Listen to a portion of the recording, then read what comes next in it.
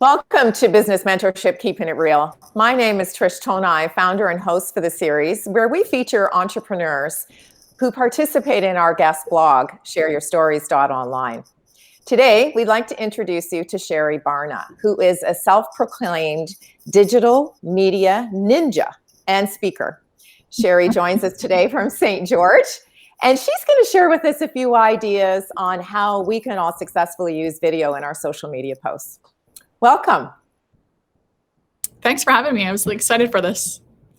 Listen, I'm really interested in hearing how you got the name Digital Media Ninja, because I think that's a pretty cool tagline to use in your own marketing.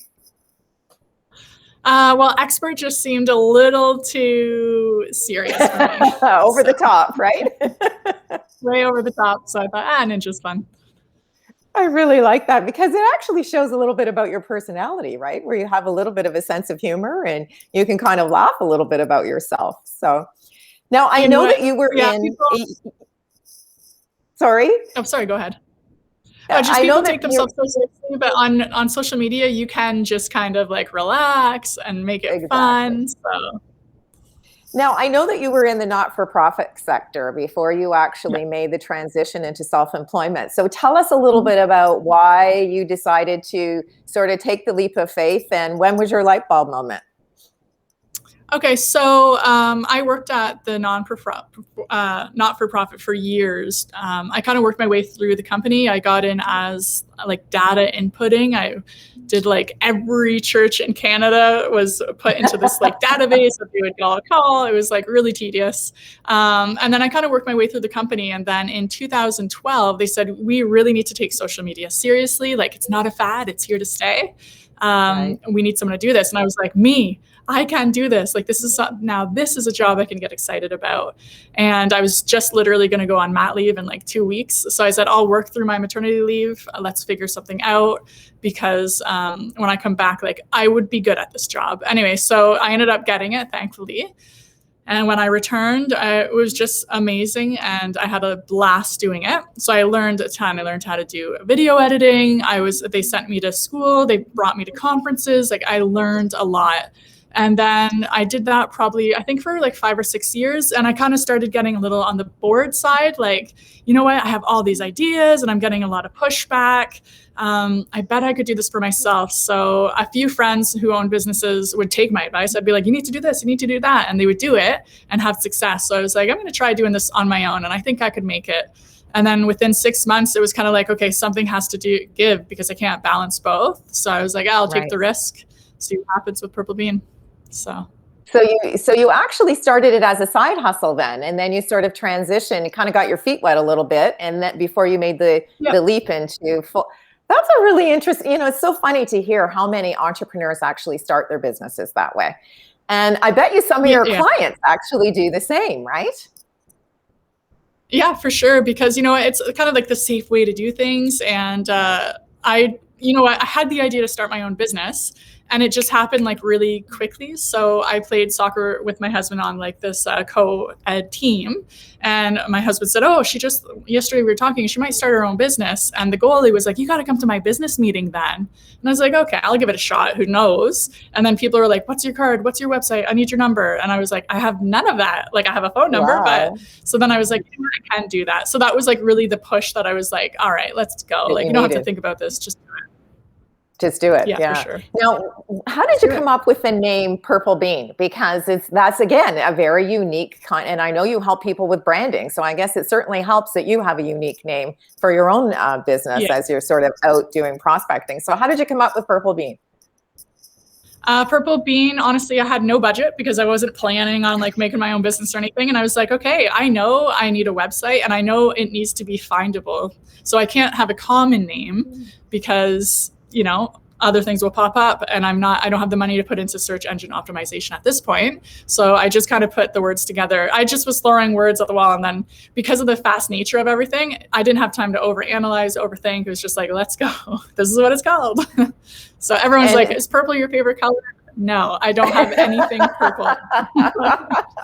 Isn't that funny? And now, how did you come up with the logo? So tell us a little bit about your own sort of logo development, because one of the things that you help people with is brand image.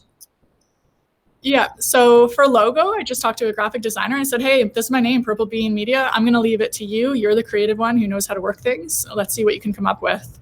And she did and came up with it. It's nothing crazy because more than anything, I really believe speed is the name of the game. And again, you can overthink to the point of paralysis and then nothing gets done. So it's my whole philosophy in business is really like hire out your weaknesses. Don't try and build them out. Just know where you falter and get someone who doesn't and who's like the best to do that. So when it came to graphic design, I said, I need something like that's going to match. I didn't want it to be like a real bean or something. It's like, here's my, my personality. I just want it a little bit light. I want it to be purple. And can you do this? She's like, yep. So. You raise a really good point, and that is collaborating with other business owners who are really great at what you're not.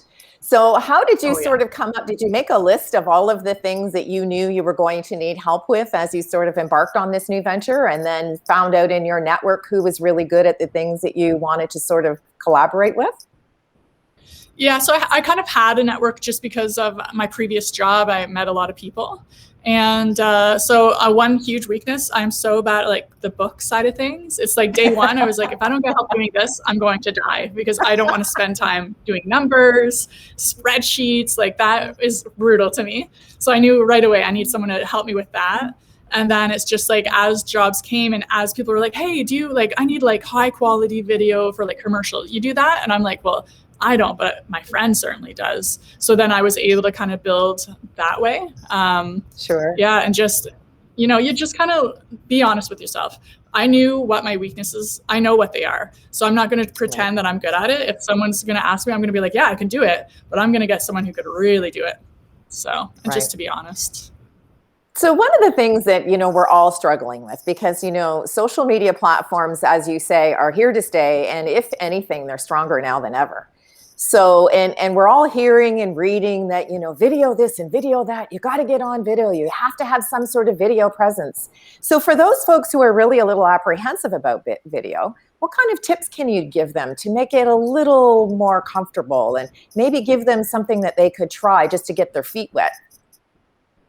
Yeah. So every time I talk about video, I get the same three basic pushback. It's like, one is I'm an introvert. I can't do video. And I'm always like, no, I'm an introvert. And guess what? You have to do video. It doesn't. It's like networking. I hate networking. Some people love it. I'm like, oh, I have to network. I have to sit in my car, hack myself up, and then go into the restaurant. Why do I do it? Because I need to do it for my business to be sustainable, to make money. So when I tell people, it's like, it doesn't matter if you're an introvert, extrovert, love seeing yourself on camera, hate seeing yourself on camera. It's necessary. You don't have a choice nowadays in 2021. And the statistics back us up. I wrote a couple down. Facebook has 4 billion video streams daily, and YouTube gets videos watched per day. It's like 1 billion hours of YouTube videos are watched per day. So that means people are consuming video in crazy numbers. So when people say I can't do it, I'm like, it's nuts. It's like the way of the future. So when people say they can't do it, I'm like, you just don't really have a choice at this point. It's kind of like saying, I don't like websites. It doesn't matter. You still need a website. So the other thing I get a lot of is, hey, well, I'm not good at video. I'm not like you. But if you watched my first video, you'd say, wow, she's not good at video. And when I watch it, I laugh. I'm like shaky, I'm nervous, I don't look at the camera, I getting like distracted by like things around me. It's just something you kind of do, you get better at. And one thing I always say, and it's a quote from Sheryl Sandberg, who works at Facebook, is done is better than perfection.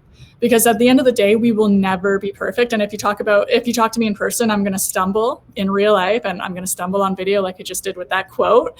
It's just, it is what it is. Done is better than perfect. So you need to get out there, you need to be in front of people, or else your business just isn't viable. And the thing is, we all have phones, and these phones are absolutely amazing. The equipment is in our back pocket. So there's no excuse. You just need to be getting on video for sure. I really love the fact that you sort of have given people permission to have bloopers because, like you, I've been doing this podcast series now for over a year, and you're absolutely right. They're never going to be perfect, right? We're all human. We all make mistakes. We all sometimes fumble with our words, and we just have to give ourselves the opportunity to smile and go, well, you know what? It wasn't perfect, but it's done, and I had fun. And I think that's really one of the things that's really important, right? Oh, for sure, for sure. I think last time I was with you, I was speaking about the mere exposure effect, which is basically it's a psychological phenomenon. You need to be getting out there because people just naturally prefer you the more they know you. So in the social media world, how do you do it? It's video. People feel when they meet me, they'll be like, hey, and I'll be like, oh, I can't place this person. How do I know them? And they're like, oh, I watch all your videos. So they come up to me feeling like they know me. And I don't know them, and they don't realize it because it's like not a two-way screen. And it's really interesting how it works. I think that's really great advice. And one of the things that we do in the guest blog is we ask people to share 3 words of advice. And you have a wonderful phrase, and I'm going to read it. It says, opportunity, do it, and fail fast. So tell us why you feel that that's really important to share with folks. Okay, so I think opportunity abounds for everybody. And I think you just have to kind of tune in to say, hey, that's an opportunity. And to me, the worst feeling is when I miss opportunity. So because you're not always looking for opportunity. So one thing that always comes to mind is we were in the Detroit airport, me and my kids and my husband. My daughter said, oh, that's, I can't even remember their name, Katie and John or something. And I'm like, who's that? And she's like, my favorite YouTubers. I was like, no way. Are you serious? So anyway, and then so it was just the girl though. So then the man came out of the washroom. She's like, it is. I'm like, well, you got to go say hi and take a picture because this never happens. But what I should have done is, hey guys, with my phone that I had in my pocket, can you just jump on and tell me why YouTube has been so good for you? Just a quick and they would have, because it would have been like a 30-second. And I was like, oh, on the airplane, I clicked in. I was like, I missed the opportunity because I wasn't thinking about it. So I think there's always tons of opportunity. And I think we need to say yes to every single one. So the other word was do it. And that's like my philosophy. And my whole philosophy with business is just do it. Like when I was considering, people are, aren't you nervous? Aren't you nervous to start your own business? I was like, no, because if it fails, I'll just go get a job. What is the worst that can happen? Really? I care the most about my family's health. And if something were to happen to them, I would be totally devastated. A business or an idea failing or a video failing, it doesn't even faze me at all because it's a non-issue in my opinion. And then, which kind of ties into the last one, which is fail fast. So you know what, if you're going to be good at something, great. If you are struggling, even video, if you have tried it for 6 months and it's falling flat and you still can't get a handle on it, then scrap that idea and think of something else. Animation video, hiring someone as an actor. There's always other things to do, but don't be married to an idea. Because I see a lot of business owners, they're like, well, I started this 2 years ago. And I'm like, and you're still pouring thousands of dollars into it? It's not working. Why? Well, because I poured thousands of dollars into it. So I don't want to quit. So it's cycle. So I'm just like, nah, if you're going to fail fast. And if it's going to work, let it work. And just kind of cut your losses and move on and try new things. So. Well, that's really great advice, Sherri. And I really would like to thank you for spending some time with me today, because we really did get an opportunity to introduce the person behind the logo and in this edition of Keepin' It Real. And to our viewing and listening audience, I really want to thank you for tuning in with us. And we'd also like to invite you to share your story and shareyourstories.online. Thanks so much for joining us. Thanks for having us.